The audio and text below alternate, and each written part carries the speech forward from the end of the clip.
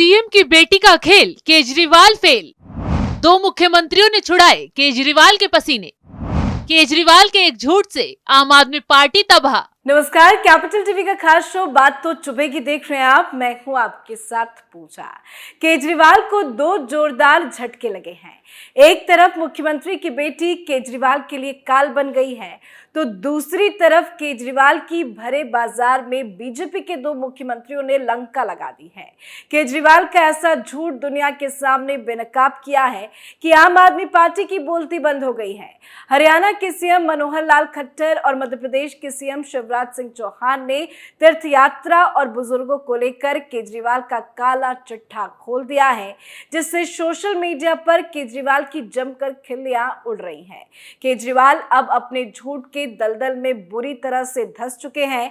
एक तरफ घोटाला केजरीवाल की नाक में नकेल कस रहा है, कभी भी गिरफ्तारी हो सकती है, तो दूसरी तरफ मुख्यमंत्री की बेटी केजरीवाल का खेल बिगाड़ने के लिए तैयार बैठी है, क्योंकि शराब घोटाले में चर्चित मुख्यमंत्री की बेटी का नाम भी शामिल है। तो ऐसे में ये घोटाला ना जाने कितना लंबा जाने वाला है और अच्छों के होश उड़ाने वाले हैं। तो चलिए सबसे पहले केजरीवाल के सबसे बड़े झूठ को बेनकाब करते हैं, जिसकी वजह से आम आदमी पार्टी की आज जमकर थू-थू हो रही है। दरअसल बुजुर्गों की तीर्थ दर्शन योजना को लेकर 3 राज्यों के मुख्यमंत्री आपस में भिड़ गए हैं। वजह सिर्फ एक है, वो तीर्थ यात्रा को लेकर बोला गया केजरीवाल का झूठ। ऐसे में हरियाणा के मुख्यमंत्री मनोहर लाल खट्टर, मध्य प्रदेश के मुख्यमंत्री शिवराज सिंह चौहान ने सोशल मीडिया पर जमकर केजरीवाल की लंका लगाई है, जमकर तू मैं हुई है। शिवराज सिंह चौहान ने तो दिल्ली के मुखिया को झूठा ही घोषित कर दिया है। अब कैसे केजरीवाल चारों तरफ से फंसे हैं, चलिए वो आपको बताते हैं।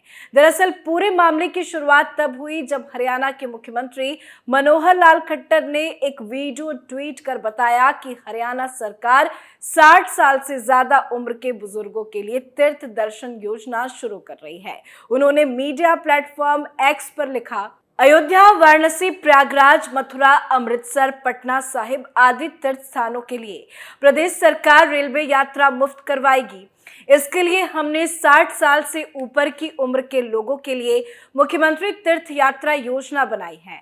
निश्चित रूप से आपको इस योजना का लाभ उठाना चाहिए। इस मुद्दे पर झूठ फैलाने और अपनी टांग अड़ाने वाले केजरीवाल भी इस मुद्दे में कूद पड़े। सत्ता झूठ से हासिल कर ली तो उन्हें लगा कि हर योजना को झूठ फैलाकर अपने नाम कर लेंगे।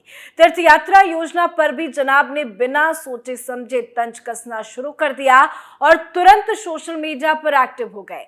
झूठ की पोटली लेकर घूमने वाले केजरीवाल ने तुरंत दावा कर दिया कि पहली बार दिल्ली में आम आदमी पार्टी की सरकार ने ये योजना चलाई थी। आगे केजरीवाल के झूठ की परतें खोले, उससे पहले उनका बयान सुनवाते हैं कि क्या कुछ केजरीवाल ने मनोहर लाल खट्टर को जवाब देते हुए लिखा। केजरीवाल ने लिखा कि मुख्यमंत्री तीर्थ यात्रा योजना पूरे देश में अभी तक केवल दिल्ली में चल रही थी। पहली बार दिल्ली में आम आदमी पार्टी की सरकार ने चलाई। इस योजना के तहत हम दिल्ली के 75,000 से ज्यादा बुजुर्गों को तीर्थ यात्रा करवा चुके हैं। हमें खुशी है कि बीजेपी हमारी सरकार से सीखकर काम करने की कोशिश कर रही है। खट्टर साहिब, अगर इसके कार्यान्वयन में कोई तकलीफ आए तो पूछ लीजिएगा। हरियाणा वासियों की मदद करने में हमें बड़ी खुशी होगी। बस यही चंद लाइनें केजरीवाल के लिए जंजाल बन गई। ना सिर्फ केजरीवाल के इस झूठ पर मनोहर लाल खट्टर ने उन्हें नापा, बल्कि शिवराज सिंह चौहान ने तो केजरीवाल से तौबा तौबा ही करवा ली। उन्होंने दावा किया कि आम आदमी पार्टी के जन्म से पहले से ही मध्य प्रदेश में बुजुर्गों को तीर्थ दर्शन करने की योजना चलाई जा रही है। सीएम चौहान ने अरविंद केजरीवाल को झूठ के शीश महल से बाहर निकालने की नसीहत भी दे डाली।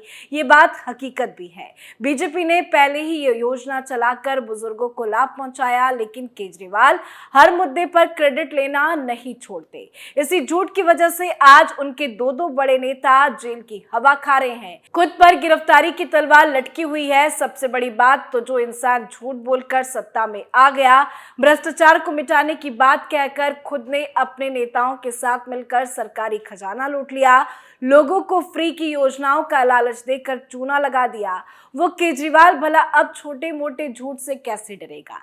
लेकिन अब केजरीवाल अपने झूठ की वजह से बुरी तरह से नप गए हैं। बीजेपी के दोनों सीएम ने केजरीवाल की बखिया उखेड़ दी है। ऐसा खुलासा किया कि केजरीवाल कहीं मुंह दिखाने लायक नहीं बचे हैं। केजरीवाल को आईना दिखाते हुए मध्य प्रदेश के सीएम शिवराज सिंह चौहान ने सोशल मीडिया पर क्या लिखा, बताते हैं आपको। अरविंद जी, झूठ के अपने शीश महल से बाहर निकलिए और आंखें खोलकर देखिए। जब आपका अस्तित्व भी नहीं था, तब से मध्य प्रदेश में भारतीय जनता पार्टी की सरकार बुजुर्गों को तीर्थ दर्शन करवा रही है। भाजपा की हमारी सरकार ने 2012 में मुख्यमंत्री तीर्थ दर्शन योजना प्रारंभ की थी और अब तो हम हवाई जहाज से भी यात्राएं करा रहे हैं। तो जिस वक्त बीजेपी ने इस योजना का लाभ देना बुजुर्गों को शुरू किया था, उस वक्त आम आदमी पार्टी का उदय भी नहीं हुआ था। ऐसे में अब केजरीवाल के बेनकाब होने पर सोशल मीडिया पर सीएम साहब की जमकर खिल्लियां उड़ रही है। मध्य प्रदेश में एक झूठ ने केजरीवाल का चुनावी खेल मिट्टी में मिला दिया।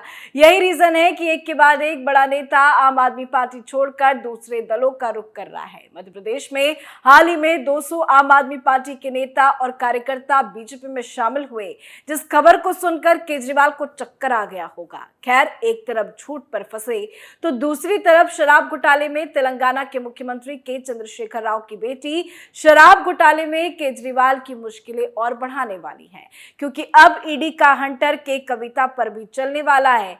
शराब घोटाले में सिसोदिया की गिरफ्तारी के वक्त के कविता का नाम सामने आया था। उनसे जांच एजेंसियों ने पूछताछ भी की थी।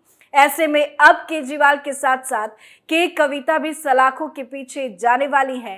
के कविता ही अभी आपके भ्रष्टाचारी नेताओं का सारा खेल बिगाड़ेगी। बीजेपी ने धमाकेदार भविष्यवाणी कर केजरीवाल को टेंशन में डाल दिया है। केंद्रीय मंत्री अनुराग ठाकुर ने दावा किया कि गिरफ्तारी का अगला नंबर न सिर्फ केजरीवाल का होने वाला है, बल्कि केसीआर की बेटी के कविता भी शराब घोटाले में सलाखों के पीछे जाने वाली है। के कविता इस खेल की असली खिलाड़ी है, जिन्होंने सिसोदिया के साथ मिलकर करोड़ों की रकम की हेराफेरी की, अपनी कंपनियों को शराब घोटाले से फायदा पहुंचाया। आगे धमाकेदार खुलासा करें उससे पहले ये बताते हैं कि आखिर के कविता का इस शराब घोटाले में क्या रोल था, कैसे ईडी के सामने ये मुंह खोल चुकी है।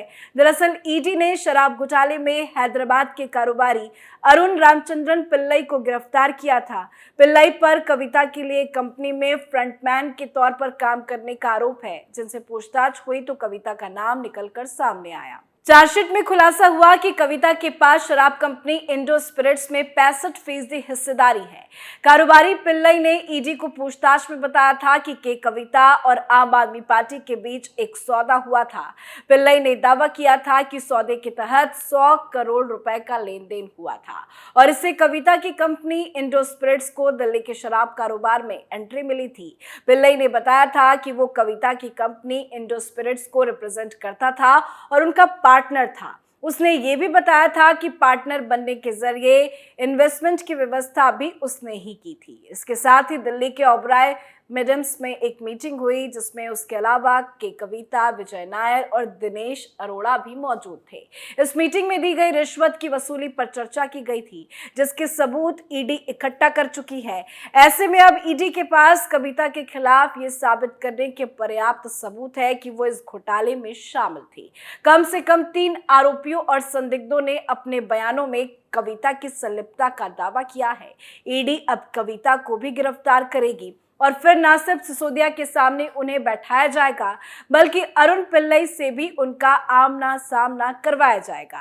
अब कविता मुंह खोलेगी, रिश्वत का खेल कैसे खेला गया ये बात उगलेगी।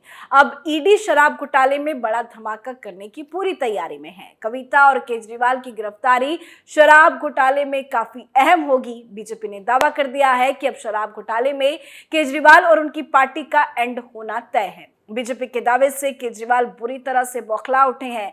न सिर्फ हर मुद्दे पर झूठ फैला रहे हैं, बल्कि अपने झूठ पर मुंह की भी खा रहे हैं। भ्रष्टाचार की वजह से आम आदमी पार्टी की जमकर किरकिरी हो रही है। लेकिन एक बात साफ हो गई है कि केजरीवाल को जिस कुर्सी से इतना प्यार था, वो कुर्सी उनके झूठ की वजह से खतरे में आ गई है।